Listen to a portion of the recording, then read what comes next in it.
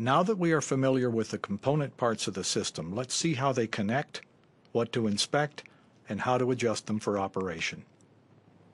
Beginning with the pump, make a visual inspection of the electrical cords or air supply lines, the remote control, the hydraulic hoses and connectors, gauges, and the general condition of the pump, looking for any damage or irregularities.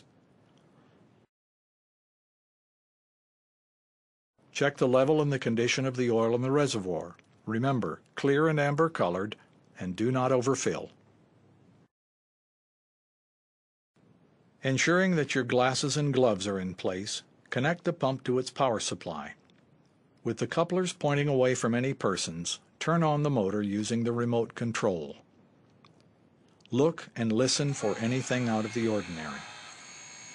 Press the remote control switch or button, pressurizing the pump, and cycle it a few times, noting the pressure quickly registering on the gauge.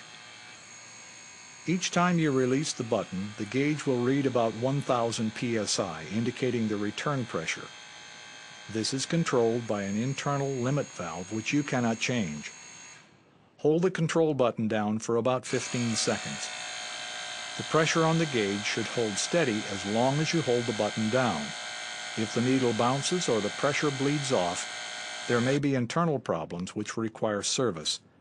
At this point, shut the pump off and check for leaks. With the hoses already attached to the pump, all we have to do is connect the wrench. With the wrench in a stable place, not attached to a bolt, press and release the remote actuator button several times and observe the hoses stiffen and the wrench ratchet.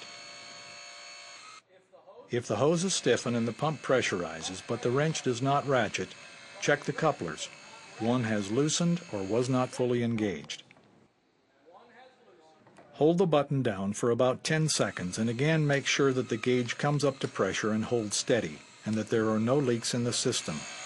You are now ready to go to work.